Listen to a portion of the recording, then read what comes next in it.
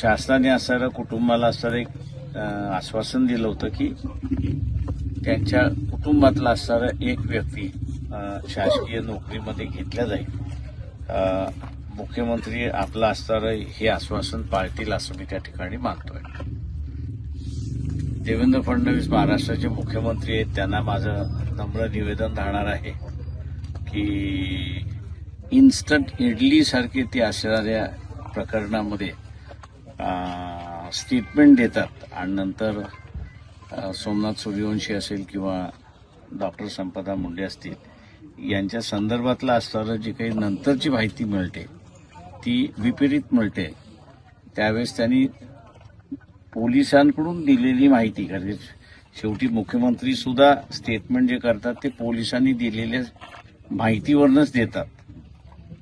तेव्हा ते स्टेटमेंट बरोबर आहे की नाही याचं त्यांनी बघावं आणि या दोन्ही याच्यामध्ये पोलिसांनी त्यांना जे ब्रीफिंग केलंय ते जर चुकीचं असेल तर त्यांनी त्या पोलीस अधिकाऱ्यांवरती कारवाई करावी ही आमची मागणी राहणार.